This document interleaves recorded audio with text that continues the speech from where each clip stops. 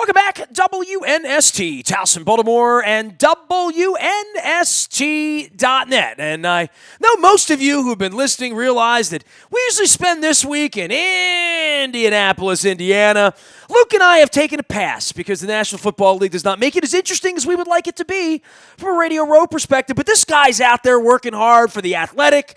He is hopefully drinking the beer, eating the shrimp cocktail for us. He is a senior staff writer for The Athletic and longtime insider at the Baltimore Sun on the Orioles. And, of course, the Ravens, now covering all things Ravens for The Athletic. We welcome Jeff Zrebiec, one of our defending champions, back from Indianapolis, Indiana. It makes you realize how good you have it back here in the land of pleasant living now, does it, Jeff, huh? All I know is when I left, it was nice. I think it was about 44, high 40s, 50 degrees maybe. And when I landed, it was in the 30s and rainy. So, the weekend was kind of a tease heading into this event. Never one of my favorite events of the year. You know, it's a lot going on, but I don't know how impactful any of it is, especially for us. We still have the draft. It's still a couple months away, and still a little early with that, and free agency's coming, but you're not really allowed to sign anybody yet. So always a lot of talk and a lot of speculation, and never a lot of action. But it's another event on the NFL calendar. You kind of push through and get closer to free agency than draft. You know what's fascinating for me is I went out there, the last time I went was 3 years ago, right? And I remember seeing this big kid in the corner. I'm like, looks like Zeus's kid. Well, it was Zeus's kid. Then he got up to the podium and said all the right things, did all the right things, left. I wished him well. I showed him some pictures of me and his dad. And he went off to have the worst combine in the history of combines. Like, it was on a Twitter 1 to 10 awful combine scale. He cost himself a couple of draft rounds, right? 6 weeks later, he gets drafted. He gets put into a good spot. He winds up starting right away.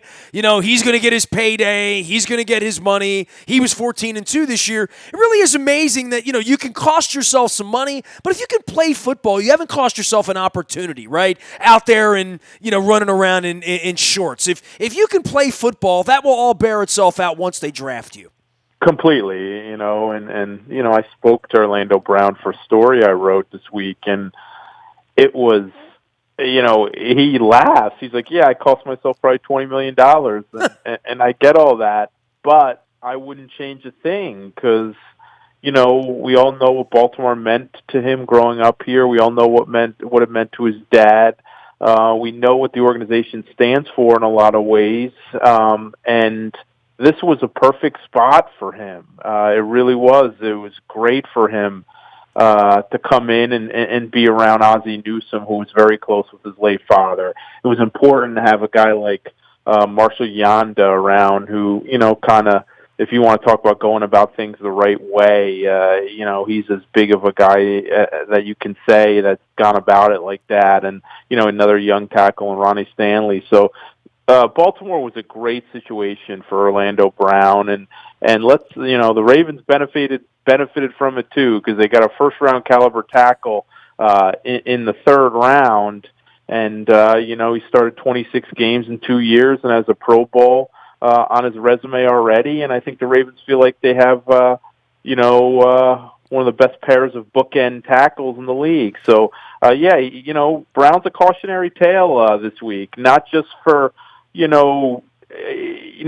prospects who learned what's going to happen if you're not prepared, or the kind of scrutiny and derision you get if you put out a bad performance, but they also see how a guy responds and how a bad combine doesn't have to sink your professional career. And it's also a cautionary tale for NFL teams and executives to stop putting so much focus on this, to don't let this totally ruin your opinion of a kid. Go back to the tape and or don't be Mike Mamulid, right? Yeah, totally. I mean, every year you see a couple of these workout warriors who come to the NFL and it doesn't translate, and then you see some other guys who look terrible in shorts and shirt, and they go out there and wind up becoming pretty good pros. So, as I said, Orlando Brown's going to be that guy for a lot of years at the NFL Scouting Combine. People cite to say, you know what, let's not get too carried away.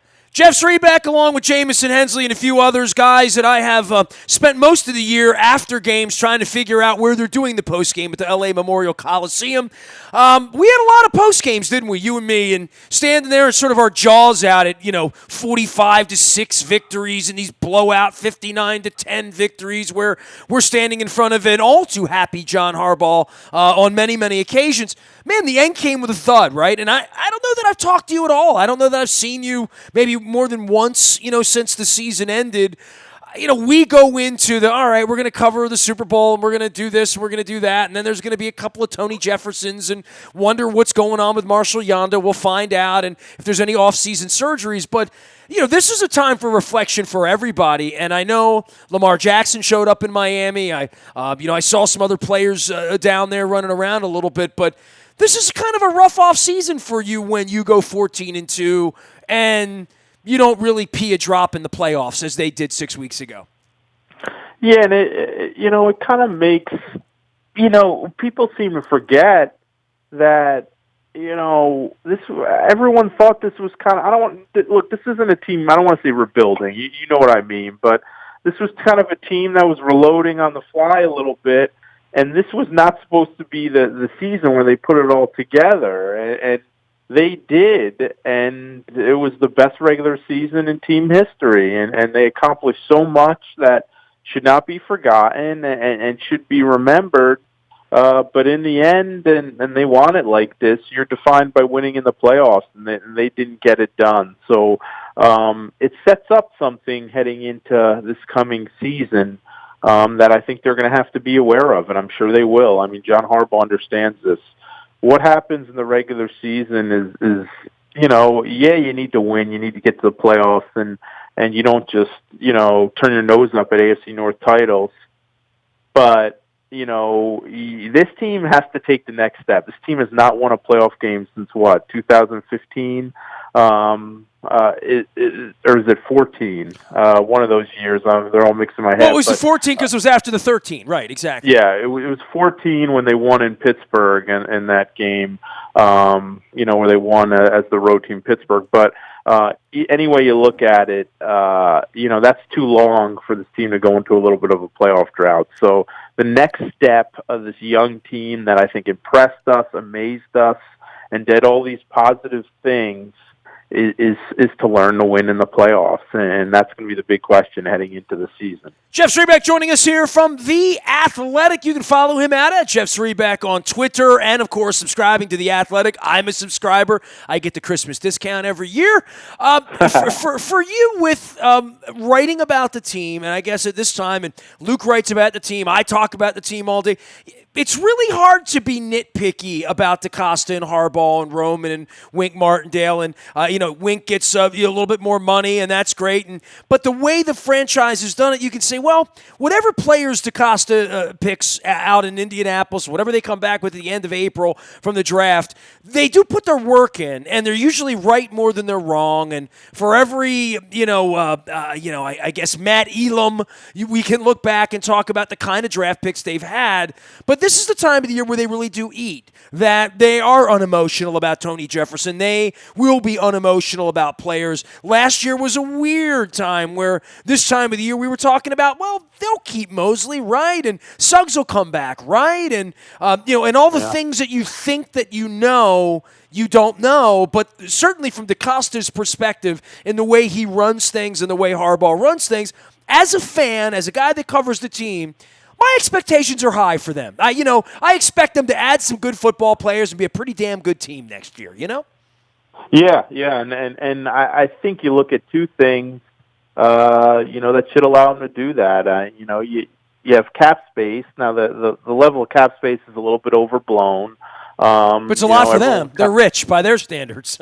Yeah, and everyone was kind of pointing to the day where, Flacco's contract would be off the books and there was this financial windfall, and it doesn't work like that. And then you also throw in another factor. Eric DeCosta has signed 9 guys. They've extended 9 different players, and that's significantly eaten up a lot of cap space, but that's how they like to do business, and you can't fault it. They want to draft, develop, and reward their own, and you can't fault it.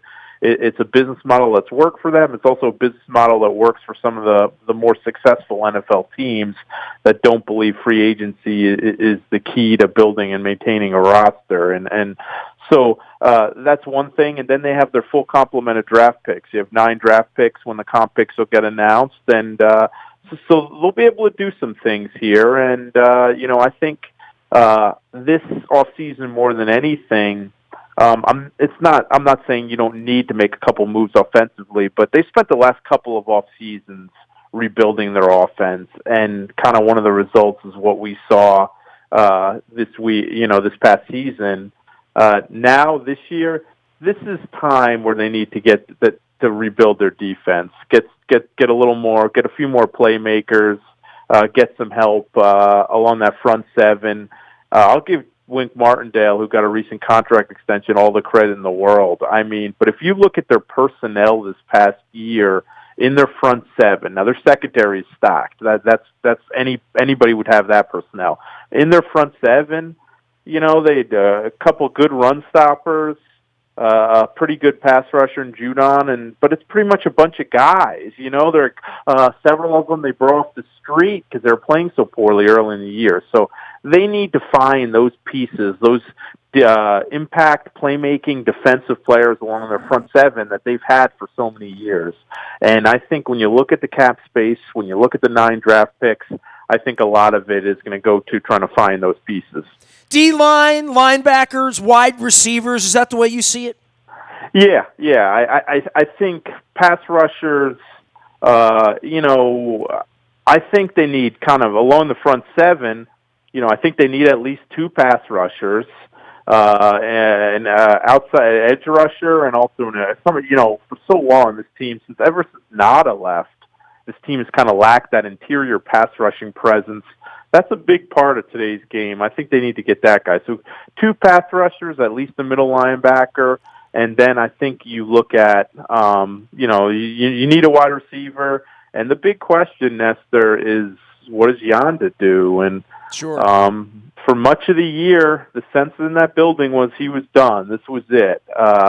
He's a proud guy. He's not big on the pomp and circumstance, so I don't know that we're going to get any big announcements. I don't know that he's leaning towards retirement, but the sense was this was probably going to be it. And then when you see him 30 minutes after they lose to the Titans, and he's on the field in full uniform taking pictures with family and friends, not hard to kind of make the jump. But I talked to him at the Pro Bowl a little bit, and he was planning a nice little vacation, fishing trip to get away a little while. So who knows? I mean, he could have had a month of R&R and decided, you know what, this was so much fun, I want to run it back. Well, he was having fun. Like, that's very obvious for guys like you and me that have watched him, right? Like, if we were watching him, he enjoyed football this past year. Completely. And that would lead me to think that he would be willing to come back and try to do it again because he had a good time last year. Yeah, and that's what I'm sure the Ravens will hope. John Ogden was not having a good time at the end, right? Like, you and I have seen guys at the end that are like,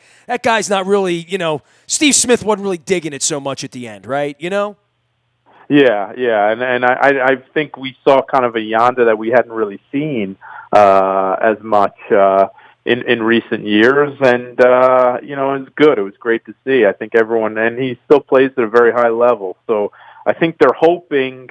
But I know there's a kind of a fear around that building that this was it. And if it is, do you see them going into the season as a run-oriented team with an interior offensive line of Bradley Bozeman, Matt Skora, or Patrick McCarry, because Skora might not be healthy, and Ben Powers? I don't. I think they're going to then you have the James Hurst situation the first 4 games of the PEDs as well, right? Yes, yes, and that absolutely should be mentioned. So they have some stuff to figure out there along the interior of their offensive line, too. So I would say those 4 spots that we kind of mentioned, pass rusher, inside linebacker, wide receiver, and interior line. Jeff Zrebiec joining us here from The Athletic. He is out in Indianapolis, where there are a lot of athletes and a lot of athletics as well. The Combine heading out that way, and Luke and I taking the week back. We're at Baltimore Positive later on this week. We'll be at Fadley's with Ted Venetoulas, one-time Baltimore County executive, talking some Baltimore Positive stuff. For you with money and where they are in this offseason, I guess the question would be on Judon, right? But then the real questions are, where are you with Marlon Humphrey? Where are you with Ronnie Stanley? Obviously, you got to be thinking about Lamar getting lots and lots of money, come 24, 25 if things work out in that way. They're always planning ahead on the money side. They have a couple of guys that are going to get a whole lot of money. And we talk about going after this combine and we're going to measure this guy and weigh this guy and check this guy. Then 3 years later, you draft Ronnie Stanley instead of the guy with the Bond gas mask. And you draft Marlon Humphrey. And they wind up playing like lottery pick players, like guys that are going to be top 3 at their position, maybe top 1 at their position in the case of Stanley. There's going to have to be some money held out the same way there always was for Ray Lewis and Ed Reed back in the day, right? Yeah, and that's, again, that's a good segue in Nestor into the Matt Judon situation. What do you do with Matt Judon? Does he help you? Yes, he's the best you have as a pass rusher. Is he a very good player? Indeed, he is. If he hits the open market, he's going to get $18 to $20 million a year. We all know that. We've seen the movie before. We saw it with Zadarius Smith. I was going to say, I ran into Zadarius down in Miami doing Radio Row. Yeah, and Mosley's not a pass rusher, but same type situation. So you don't want to lose him if you don't have better, but you can't just think of, okay, this year's team, you're going to have some contracts coming to roost over the years. And when we all sat there and listened to Eric DeCosta's introductory press conference, he made very clear he wants to get away from the days where they're up against the cap every offseason and they need to cut 4 or 5 players. He's tired of it and lose all their free agents. And they don't want to be building a team that way, and they won't have to these next couple of years with a quarterback on his rookie deal, but I can only imagine the numbers Lamar is going to be looking at if he has a couple more seasons like we just saw. So, yeah, you have to think long-term. You have to think big picture, too. You just can't think, we have that money, we'll spend it.